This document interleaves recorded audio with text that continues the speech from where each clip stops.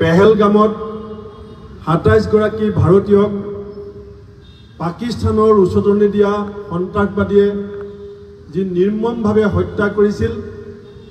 তেতিয়া আমি সকলোৱে কৈছিলোঁ যে পাকিস্তানক আমাৰ ভাৰতীয় সেনাই যোগ্য প্ৰত্যুত্তৰ দিব লাগে আৰু তাৰ পাছত দীঘলীয়া সময় ২২ তাৰিখৰ পৰা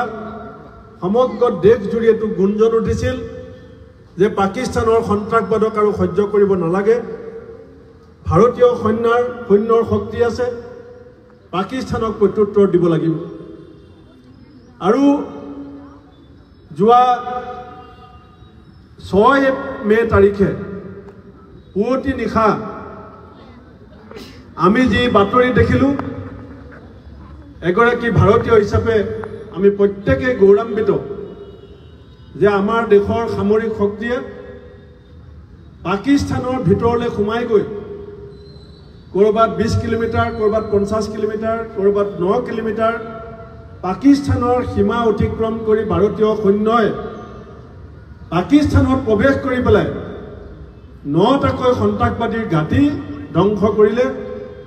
আৰু বহু সন্ত্ৰাসবাদীৰ পৰিয়ালক তাত নিপাত ঘটালে আৰু কালি গোটেই বিশ্বই দেখিছে ভাৰতীয় সৈন্যৰ শক্তি কিমান ভাৰতীয় সৈন্যৰ দেশৰ প্ৰতি কিমান উৎসৰ্গিত মনোভাৱেৰে তেওঁলোকে যুদ্ধৰ কাৰণে প্ৰস্তুত থাকিব পাৰে যে পাকিস্তানৰ ৰাজধানী লাহোৰত প্ৰৱেশ কৰি পেলাই লাহোৰৰ বিমানকোট ভাৰতীয় সৈন্যই ধ্বংস কৰাটো মই ভাবোঁ সমগ্ৰ বিশ্বই আজি ভাৰতবৰ্ষৰ সামৰিক শক্তি আৰু সামৰিক কৌশল আৰু সামৰিক বাহিনীৰ সৈন্যসকলৰ বুদ্ধিমত্তা আৰু সাহস আজি সমগ্ৰ বিশ্বই দেখিছে যিটো আমাৰ দেশৰ কাৰণে আহি থকা ১০০ বছৰলৈকে ভাৰতবৰ্ষক কোনোবাই চকু মেলি চাবৰ কাৰণে ১০০ বাৰ ভাবিব লাগিব আৰু এইকাৰণে আমি গোটেই ভাৰতবৰ্ষত কংগ্ৰেছ আজি বিৰোধী দল হিচাপে কালি আমাৰ যি অল পাৰ্টি মিটিং দিল্লীত হৈছিলে অল পাৰ্টি মিটিঙত আমাৰ সভাপতি মাল্লিকাৰ্জুন খাৰ্গে ডাঙৰীয়া আমাৰ বিৰোধী দলপতি ৰাহুল গান্ধী ডাঙৰীয়া উপস্থিত থাকি আমি এই কথা আনুষ্ঠানিকভাৱে কৈছোঁ যে চৰকাৰৰ লগত ৰাজনৈতিক সকলো কথা বাদ দি জাত পাত ধৰ্ম ভাষা সকলো কথা বাদ দি এই সময়ত আমাৰ দেশৰ আত্মসন্মান স্বাভিমান আৰু আমাৰ দেশৰ নিৰাপত্তা নাগৰিকৰ সম্পত্তি আৰু জীৱনৰ নিৰাপত্তা সুনিশ্চিত কৰাৰ স্বাৰ্থত আমি চৰকাৰৰ লগত দেশৰ সামৰিক শক্তিৰ লগত আমি কংগ্ৰেছ দল ১০০% আছিলোঁ আৰু আমি থাকিম আৰু আমি আজি গৌৰৱান্বিত যে ভাৰতবৰ্ষৰ সামৰিক শক্তি কিমান শক্তিশালী সেয়াটো বিশ্বই দেখিছে তাৰ লগতে দেখিলে যে ধৰ্মৰ নামত জাত পাতৰ নামত আজি পাকিস্তানৰ যিটো ঘৃণনীয় ৰাজনীতি সেই ৰাজনীতি ভাৰতবৰ্ষৰ মানুহৰ ৰাজনীতি নহয়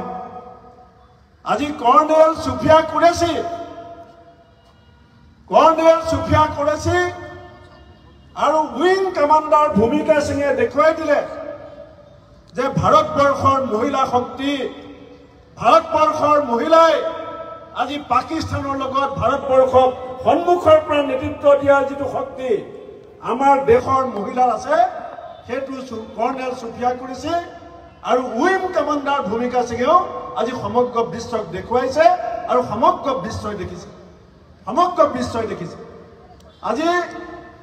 এই যিটো পৰিৱেশ আমি কি বিচাৰিছোঁ যে আমি জানো যে ভাৰতবৰ্ষ আকৌ জিকিবই ১৯৪৭ চনতো পাকিস্তানে আমাৰ বিৰুদ্ধে যুদ্ধ ঘোষণা কৰিছিল ১৯৬৬ চনত আমি পাকিস্তানক হৰুৱাইছোঁ আৰু ১৯৭১ চনত আমি পৃথিৱীৰ যি ভূগোল সেই ভূগোল পৰিৱৰ্তন কৰিছোঁ বাংলাদেশ আমাৰ ভাৰতবৰ্ষৰ সেই সময়ৰ নেত্ৰী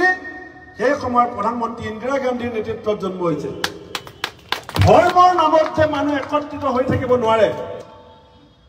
সেই কথা পাকিস্তান আৰু বাংলাদেশৰ বিভাজনে প্ৰমাণ কৰে আৰু সেই কাৰণে আমি ৬৬ চনত যি প্ৰত্যুত্তৰ পাকিস্তানক দিছিলোঁ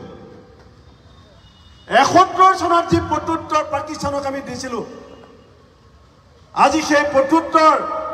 তাতোতকৈ বেছি জোৰকে দিয়াৰ সময় আহিছে কাৰণ আৰু আমি নৰসংঘাত চাই থাকিব বিচৰা নাই আৰু সেই কাৰণে আমি আজি এই ৰাজীৱ ভৱনৰ প্ৰাংগণৰ পৰাই